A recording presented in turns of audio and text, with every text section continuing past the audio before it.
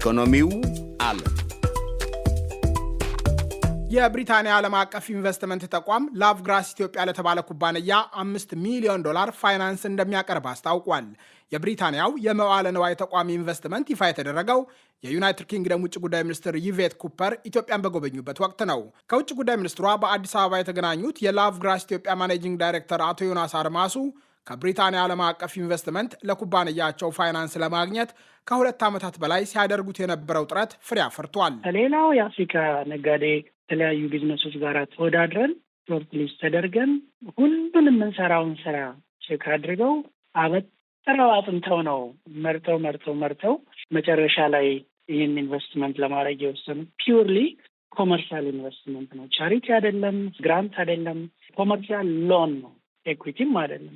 ኮመርሻል ሎን ኢቫሉዌት ሲያደርጉ ኦን ኮመርሻል ቤዝስ ነው ኢቫሉዌት ያደረጉን ማለት ነው። እዚህ ከመድረሳችን በፊት ለላቭግራስ የተመደበው $5 ሚሊዮን የኢትዮጵያን የግብርና ማቀነባበሪያ ኢንዱስትሪ ለመደገፍ የሥራ ዕድሎችን ለማስፋፋትና በዓለም የጤና ምግቦች ገበያ የሀገሪቱን የወጪ ንግድ ተወዳዳሪነት ለማሳደግ እንደሚውል የብሪታንያ ዓለም አቀፍ ኢንቨስትመንት አስታውቋል። የኩባንያውን ምርት ለማስፋፋት እሴት የመጨመር አቅም ለማጠናከር የሥራ ዕድል ለመፍጠርና የውጭ ምንዛሪ ለማስገኘት እንደሚያግዝ ተገልጿል።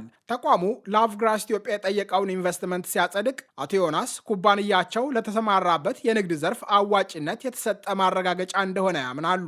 የኛ ዓላማ እንደ ቢዝነስ ትልቅ ኩባንያ፣ አትራፊ የሆነ ኩባንያ መመስረት እንችላለን። ያን ስናደርግ ግን ማህበረሰቡ ላይ ከፍተኛ የሆነ ፖዚቲቭ ለውጥ እያመጣን አት ዘ ሴም ታይም ፕሮፊታብል መሆን እንችላለን የሚል ክሊርሊ ዲፋይንድ የሆነች ዓላማችንም ስላዩ ነው። ከገበሬው ጋር አብረን የምንሰራውን የምናመርተው ምርት ምን አይነት እንደሆነ ማልኒውትሪሽን ላይ ምናምን ላይ የምንሰራውን አይተው ነው እኛን የመረጡት። ግን በጣም አድካሚ ጉዞ ነበር እዚህ ደረጃ ላይ ለመድረስ ኦነስትሊ ለመናገር ከሆነ። ምክንያቱም ትልቅ ኩባንያ ኢንስቲትዩት ስለሆነ እኛን የምታክል አንድ ኢትዮጵያዊ ካምፓኒ ውስጥ ኢንቨስት ለማድረግ ሬፒዩቴሽናል ሪስክ ይሉታል። እኛ አንድ ነገር አጥፍተን ብንገኝ ነገ የእነሱ ስም ነው የሚጠፋው። ያንን አቮይድ ለማድረግ ብለው ከምንም ኦልሞስት በፐርሰናል ሌቭል ራሱ አበጥረው ነው ጥርት ያለ ዓላማ ያለው ኩባንያ መሆኑን አምነው ነው ይህንን ብድር ፋይናንስ የፈቀዱልን። በአማራ ክልል ምዕራብ ጎጃም ዞን ውስጥ በምትገኘው ጅጋ ተወልደው ያደጉት አቶ ዮናስ ለግብርና ቅርብ ነፍስ ያላቸው ናቸው። ከኢትዮጵያ የትምህርት ዕድል አግኝተው ቡልጋሪያ ከዚያም ወደ ዩናይትድ ኪንግደም አቅንተው ኤሌክትሪካል ኢንጂነሪንግ ተምረዋል። በሞባይል ስልክ ኩባንያ ውስጥ ስራ ጀምረው ነበር። ይሁንና ምኞታቸው የባንክ ኢንዱስትሪውን መቀላቀል በመሆኑ በፋይናንስ አደጋ አስተዳደር የተመሰከረለት ባለሙያ መሆናቸውን የሚያረጋግጥ የምስክር ወረቀት በእጃቸው አስገቡ። በባንክ ባለሙያነታቸው በዓለም አቀፉ የፋይናንስ ኢንዱስትሪ ስመጥር በሆኑት ፒኤንቢ ፓሪባ፣ ጄፒ ሞርጋን እና ክሬዲት ስዊዝ ውስጥ ለረዥም ዓመታት ሰርተዋል። ስራቸው ምቾት ቢያጎናጽፋቸውም ዘላቂ ደስታ ግን አልተገኘበትም። በተለይ እዛ ለኬሎት አካባቢ ላይፍ በጣም ጥሩ ነው። ማቴሪያሊ ማለት አይሊቭ ትልቅ ቤት ውስጥ ልጆች የፕራይቬት ስኩል ውስጥ የሚማሩ I live in Surrey Hills, surrounded by golf courses. I drive A-class Mercedes. I mean, ማለቴ we have the trappings of comfortable life በዛ መልኩ ካየኸው ማለቴ ነው። የዛ ጊዜ የሚገርም ምናልባት ደሞስ ሚዘረብል በቃ አይደለ በቃ ደስተኛ ያልሆነ ሰው ያልነበር እንግዲህ በእኔ እድሜ ውስጥ ወደኋላ ዞር ብዬ ምናልባት የዛ ጊዜ አካባቢ የነበረው ሊሆን ይችላል። አንዴ ትዝ የሚለኝ 2014 ላይ አገር ቤት እዚህ ቆይቼ ያው ገጠር ምናምን ስጎብኝቼ ተመልሼ ሄድኩና ካናሪ ወርፍ ነበረ ሄድ ኦፊሳችን የክሬዲት ስዊዝ ወደዛ በአንደርግራውንድ ሲሄድ በቃ ሚዝራብል እንደው አለ አይደለ የሆነ በጣም የተከፋ ሰው እንደዛ አይታጣቅም። ባቡሩስ እንዴት ብዬም ባይል ቆጣጠረው በቃ ምንድነው የኔ ትርጉሙ ምንድነው ህይወቴ ዛሬድ ምንድነው ወደ ሞላ ሁሉም ኮምፎርታብል ነው ላይፍ ደህና ነው በቃ ዛሴት መጨረሻው ይሄ ነው ስለሰው እኔ ምንም ትርጉም አጣብኝ ታውቃለህ።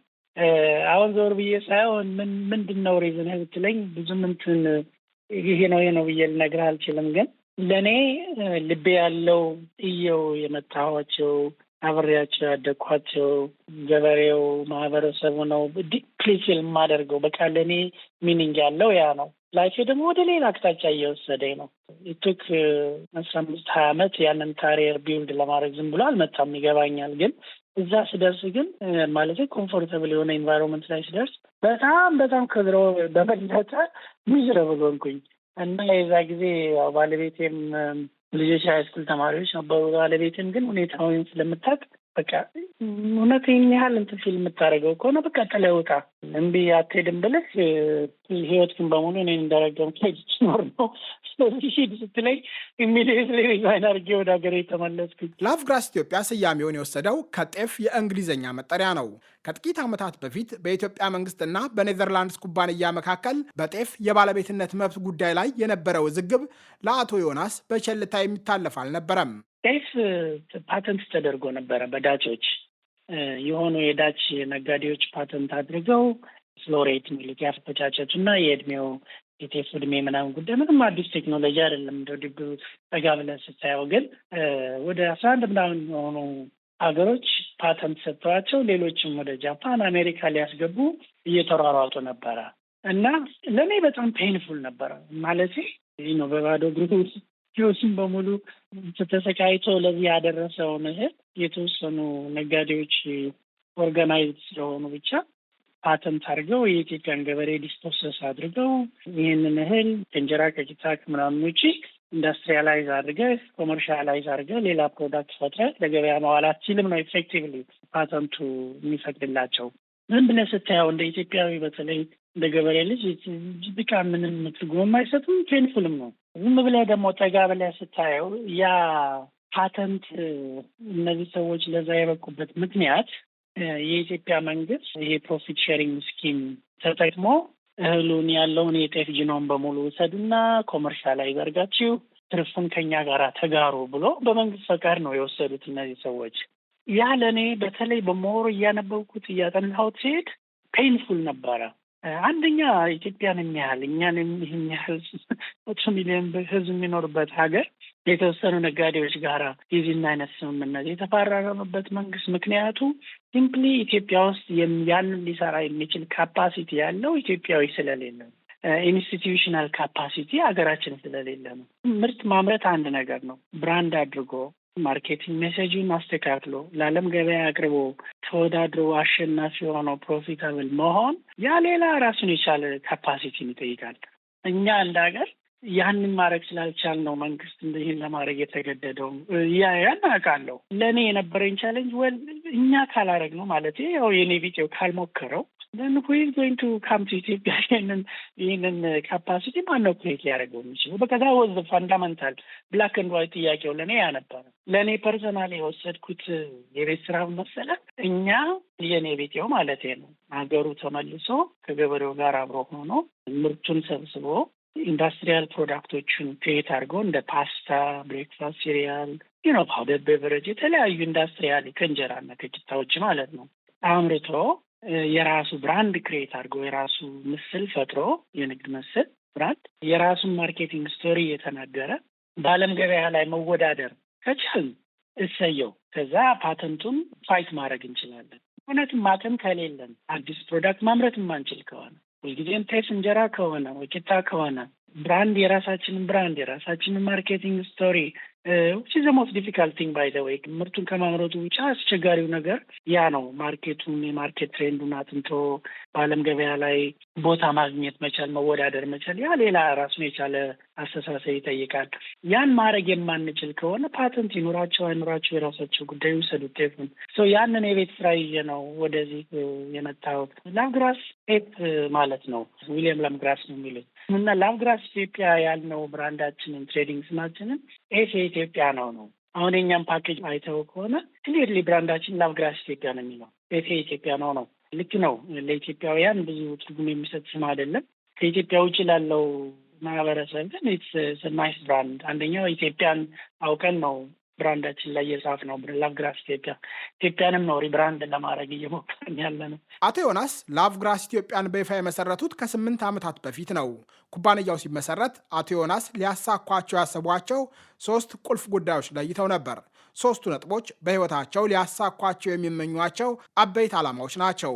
እኔ ይህንን ነገር ስጀምር በፍጹም ሊያስቆሙ የማይችል ዓላማዎች ህይወቴን በሙሉ እንደይም ባረግ ብለህ የምትመኘው ነገር አለ አይደለ? እነሱን ጽፌ ነው የመጣሁት። 3 ነጥቦች ናቸው። ዘ 3 tenets of ላቭግራስ። አንደኛው ኢትዮጵያ ተመልሼ ፋብሪካ አቋቁሜ ኢትዮጵያ ውስጥ ያሉን ግብአቶች ተጠቅሜ በተለይ ጤፍን፣ ግን ሌሎችም አሉበት በነገራችን ላይ ጤፍ፣ ቆጮ፣ እንደ ዳጉሳ ዩኒክሊ እዚህ የሚገኙ እህሎችን ተጠቅሜ ለዓለም ገበያ ልናቀርበው የምንችል ምርት አምርቼ በራሳችን ብራንድ በራሳችን የራሳችንን ማርኬቲንግ ስቶሪ ታሪክ እየተናገር በዓለም ገበያ ላይ መወዳደር መቻል የመጀመሪያው the first tenet ላቭግራስ። ሁለተኛው ደግሞ ከገበሬው ጋራ 75-80% ኢትዮጵያዊ አግራሪያን ነው፣ ገበሬ ነው። ግን ታውቀዋለህ እንግዲህ እንዴት እንደሚታረስ፣ እንደሚታጨድ፣ እንደሚወቃ እና ተወለድኩበት ካደግኩበት ማህበረሰብ ጋራ ተመልሼ ተቀላቅዬ እስኪ አሁን እስካሁን ድረስ ችግሩ ምንድን ነው? ወደዚህ ሳንያው ልጅ እያለ it's just part of life, you just go on with it, get on with it። አሁን ግን ያው ብዙ ኤክስፔሪንስ ልምዱም እይታውም ለየት ያለ አመለካከትም ትንሽ ብትሆን አቅሙም ስላለኝ እንደው ዘወር ብዬ ልሄድና ችግር ምንድን ነው፣ ለውጥ ምንድን ነው ማምጣት ያልቻልነው፣ ለማምጣት ለማህበረሰቡ የምንቸገረው ምንድን ነው የሚለውን በደንብ አጥንቶ በተወሰኑ ግሩፕ ኦፍ ፋርመርስ ሳምፕል ሞዴል ወረዳዎችን አዘጋጅተው እነሱ ጋር አብሮ በመስራት ለውጥ ማምጣት መቻል እና ብዙ ጥሩ ላይፍ ስታይል ሊቀይር የሚችል ነገሮችን መሞከር በትንሹ።